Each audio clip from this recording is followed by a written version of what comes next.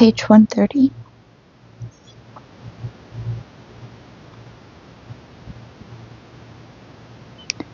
The beginning of the war shook the archipelago chieftains. The course of the war, at the very start, was such that it might be likely to have led to the breakdown of the entire archipelago, and perhaps even the employers having to answer to the workers. As far as one can judge from the impressions of the sects from various camps, the course of events gave rise to two different kinds of conduct among the bosses. Some of them, those who were either more reasonable or perhaps more cowardly, relaxed the regime and began to talk with prisoners almost gently, particularly during the weeks of military defeats. They were unable, of course, to improve food or the maintenance. Others, who were more stubborn and more vicious, began, on the contrary, to be even stricter and more threatening with the 58s, as if to promise them death before liberation. In the majority of the camps, they did not even announce the beginning of the war to the prisoners, our implacable passion for lies and secrecy, and only on Monday did the sects learn of it from those unescorted by convoy and from free personnel. Wherever radio existed, such as at Ustvim and many places in the Kolyma, it was silenced for the whole period of our military failures. In that very same Ustvim camp, they suddenly forbade the prisoners to write letters home. They could still receive them, and their kinfolk thereupon decided they had all been shot. And in some camps, sensing intuitively the direction of future policy, they began to isolate the 58s from the non-political offenders in compounds guarded with particular strictness, put machine guns up on the watchtowers, and even spoke thus to the sects who had formed up: "You are hostages." Oh, how effervescent is the change of carbonation! Right from the Civil War, how hard it is to forget those words, and how easily they are remembered. If Stalingrad falls, we are all going to shoot the lot of you. And that was the atmosphere in which the archipelago natives asked about war communiques. Is Stalingrad still holding out, or has it already fallen? And in the Kolyma, they hauled the Germans, Poles, and particularly notable prisoners from the 58s to such special compounds, but they immediately began to free the Poles in August 1941. From the very first days of the war, everywhere in the archipelago, on opening the packages of mobilization instructions, they halted all the releases of 58s. There were even cases of released prisoners being sent back to camp while on their way home. Oh, how devastating. How devastating that must be. Actually, you probably know you're never getting out of there. It's in one way or another. Ukta on June 23, a group was already released outside the perimeter, waiting for the train when the convoy chased them back and even cursed them. It's because of you the war began. Karpunich received his release papers on the morning of June 23rd, but had not yet succeeded in getting through the gatehouse when they coaxed them out of him by fraud. Show them to us. He showed them. I was kept in camp for another 5 years. Now it's considered to mean until special orders. When the war had already come to an end, in many camps they were forbidden even to go to the classification and records section and ask when they would be freed. The point was that after the war, there were not enough people for a while, and many local administrations, even if Moscow allowed them to release prisoners, issued their own special orders so as to hold on to manpower. And that was how Y.M. Orlova was held in Gulag, and why she did not manage to get home in time to see her dying mother. So sorry. My dad just died. It's very sad. From the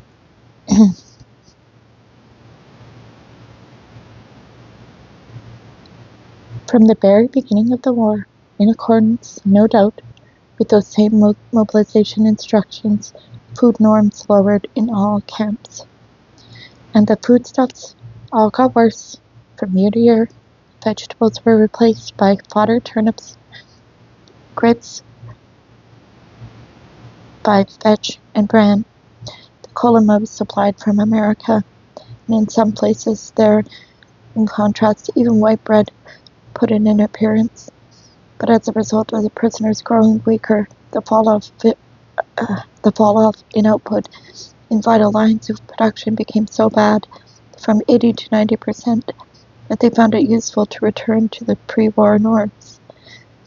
Many camp production centers got orders for munitions, and the enterprising directors of such mini factories sometimes managed to feed the Czechs with supplementary food from auxiliary gardens. Wherever they paid wages, these amounted in cash to 30 rubles monthly, and in terms of wartime prices on the open market, to less than 1 kilogram of potatoes a month. If one were to ask a wartime camp inmate its highest, supreme, and totally unattainable ambition, he would reply, to eat just once a belly full of black bread, and then I could die. During the war, they buried no fewer dead in the camps than at the front, except that they have not been eulogized by the poets. L.A. Komagor, in a team of enfeebled prisoners, was engaged in the following light work for the entire winter of 41-42, packing coffin crates made of 4 boards, 2 naked corpses to each, head by feet, at the rate of 30 boxes a day. Evidently, the camp was close to the capital, which is why the corpses had to be packed into crates. The first months of the war passed, and the country adapted to the wartime rhythm of life. Those who had went off to the front, and those who had went off to the rear, and those who had to engage, and those who had to engage, engaged in leadership and wipe their brows after drinking. And so it was in the camps too. It turned out that all the scare had been for nothing, that everything was standing firm, that just as this particular spring had wound up in 1937, so it would keep on working without stopping.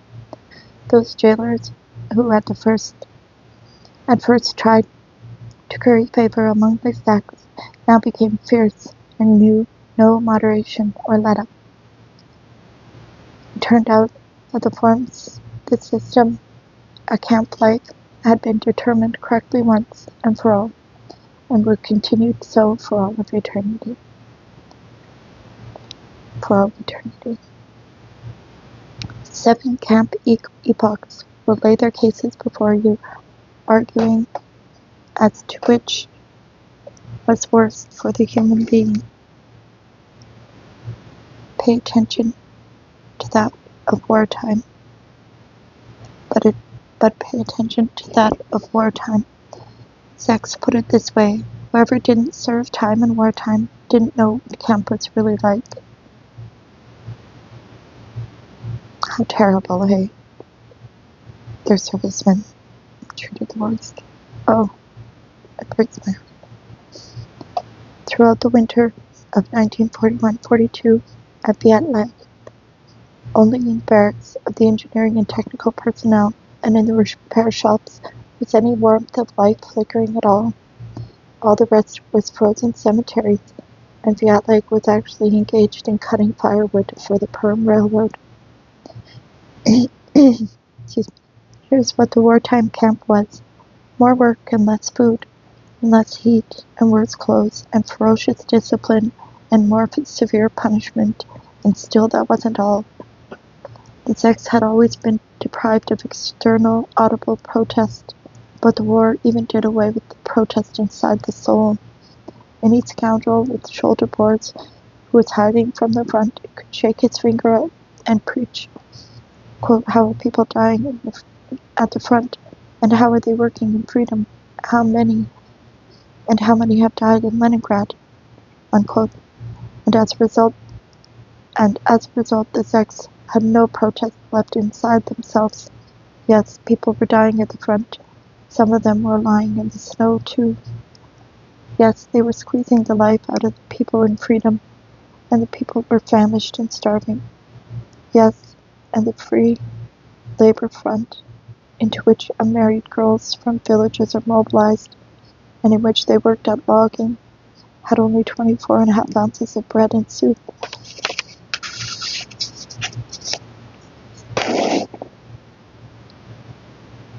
Which was dishwater, and was as bad as any camp. Yes, and in the Leningrad blockade, they allotted even less than the camp punishment, cell ration. During the war, the whole cancerous tumor of the archipelago turned out to be, or in any case represented itself to be, an allegedly important and necessary organ of the Russian body. It too was allegedly working for the war.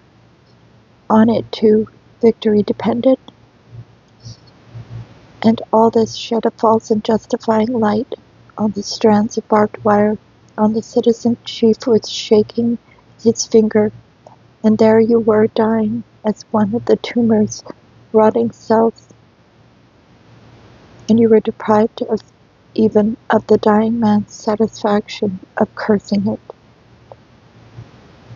Oh, I'm telling you, the writing is beautiful, haunting. For the 58s, the wartime camps were particularly unbearable because of their pasting on second terms, which hung over the prisoners' heads worse than any axe. The security officers, busily engaged in saving themselves from the front, discovered that in well-set backwaters and backwoods, in logging expeditions, plots involving the participation of the world bourgeoisie, plans for armed revolts and mass escapes. Such aces of GULag as Y.M. Moroz, the chief of Ch4, particularly encouraged investigatory and interrogatory activity in his camps in Ch4, sentences poured as if from a sack, execution, 20 years for incitement to escape, for sabotage, and how many there were for whom no trials at all were required, whose fates were determined by the movements of the stars. Sikorsky displeased Stalin, and in one night they seized 30 Polish women at Elgin and took them off and shot them. So arbitrary. It's so arbitrary, you know. Just like life, I guess. There were many Czechs, and this is something which was not fabricated. It is quite true.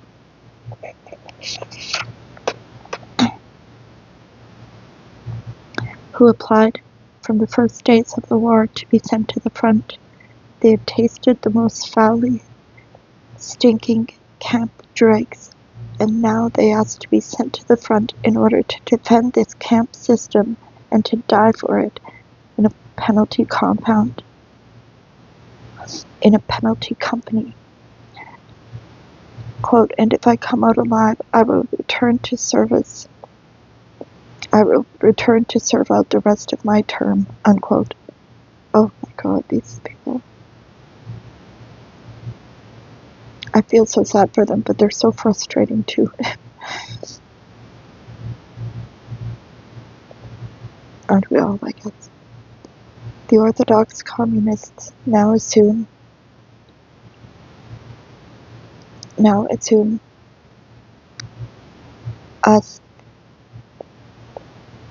now assure us that they were the ones who begged to be sent to the front. And some of them did, including those Trotskys who had survived the executions, but not very many. For the most part, they had got themselves set up in certain quiet spots in camp, not without the help of the communist chiefs either, where they could spend their time in contemplation, discussion, recollection, and waiting. And after all, in a penalty company, you'd last no more than 3 days. The desire to enlist was an impulse, not of ideological principle, but of heart. That is what the Russian character was. It is better to die in an open field than in a rotten shed. Well, wouldn't we all? To unwind, to become, even just for a short while, like everyone else, an unrepressed citizen. To get away from the stagnant feeling of doom here, from the pasting on of new terms, from silent annihilation. But some of them took an even simpler view of it all, but one which was not in the least shameful. Out there you would still die eventually,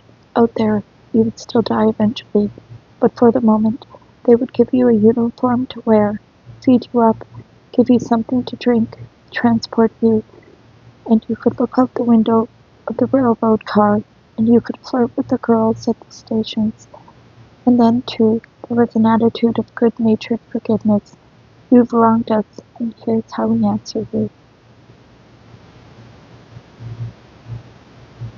However, for the state there was no economic nor organizational sense in carrying out all of this superfluous shifting about of people from camp to the front, and some people to camp in their place.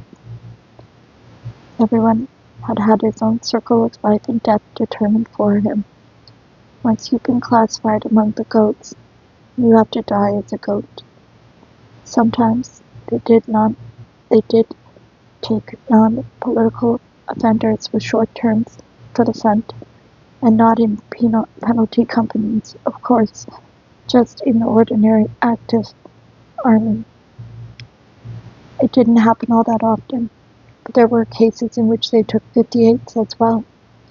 Vladimir Sergeyevich Korshunov was taken from camp to the front in 1943. Excuse me. And at the end of the war, he was returned to camp with an extended sentence. They were all marked men, and it was simply for the security chief in their unit to paste a new term on them, much simpler than on newcomers. But the camp authorities did not entirely disregard this wave of patriotism. At the logging operations it had little impact, but slogans like, quote, "Let's give coal a buck plan," "It's light for Leningrad," or, quote, "Let's support the guard units with mortar ammunition," unquote, caught on as well. As eyewitnesses report, Arseny Farmakov, a venerable person with a well-adjusted personality, tells how their camp was cut up into work for the front. He intended to describe it. Its ex were unhappy when they were refused permission to collect money for tank column, the dish dinets.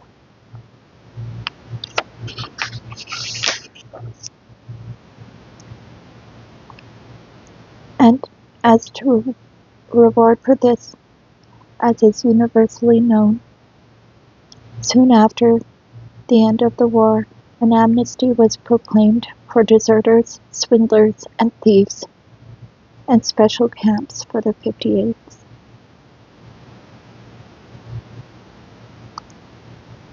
And the closer the war came to its end, the more and more cruel did the regimen for the 58s become.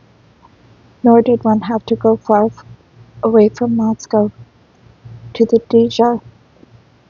Deshida or the Kolma camps to find this out. Right outside Moscow itself, almost within the boundaries of the city, in Kovarino, there was a shabby little factory to supply the internal needs of the NKVD itself, and attached to it a strict regiment camp run by Mamilov, who was all-powerful because his own brother was the chief of Beria's secretariat. This Mamilov would pick out anyone he wanted from the Krasnaya Presnya transit prison, and he'd set up whatever regiment he pleased in his camplet. For example, he allowed visits with relatives, which were widely permitted almost everywhere in camps near Moscow, to be conducted only through 2 screens, as in prison. And he had the same kind of prison system in his barracks. Many bright lights left on at night, constant observation of those who were sleeping to make sure that on cold nights they would not cover themselves up with their padded jackets. If they do, they were awakened. Why?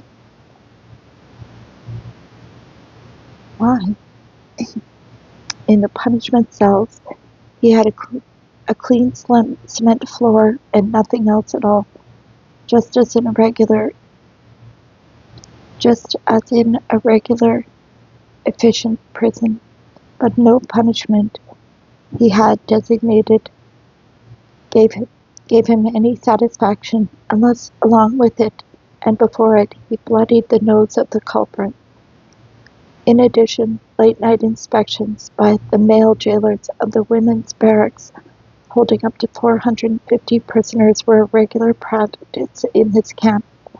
They rushed in with wild whoops and the command, "Stand next to your cots." The half-dressed women jumped up, and the jailers searched both their persons and their beds with the minute thoroughness required to find a needle or a love note. If anything was discovered, the prisoner was sentenced to the punishment cell.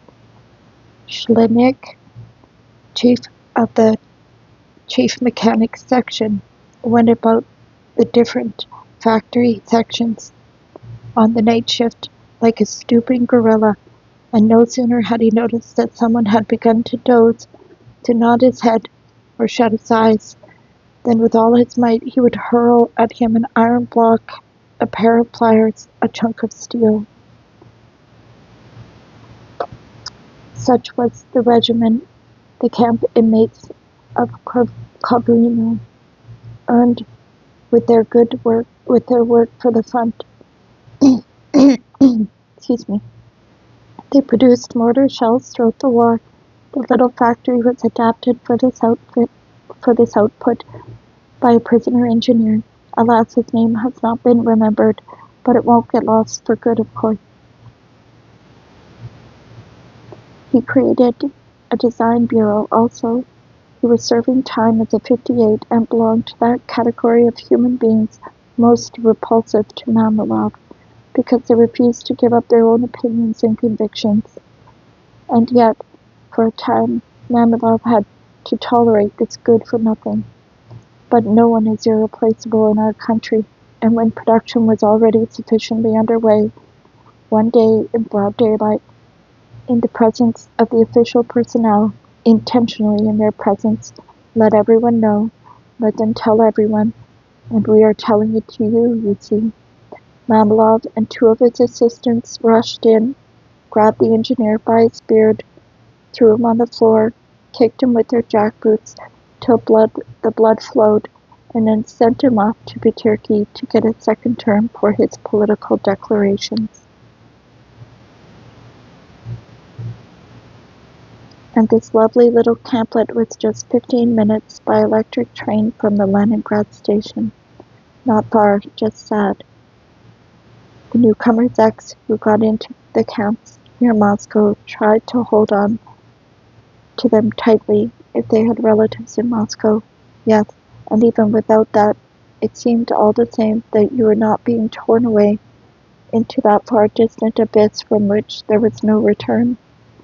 That here, despite everything, you were on the edge of civilization. But this was self-deceit. They usually fed the prisoners their worst, calculating that the majority were receiving parcels, and they didn't even issue bedding. But the worst thing was the eternally nauseating latrine rumors which kept hovering over these camps about prisoner transports to far away. Life was as chancy as on the point of a needle, and it was impossible to be certain, even for a day, that you would be able to live it out in one and the same place.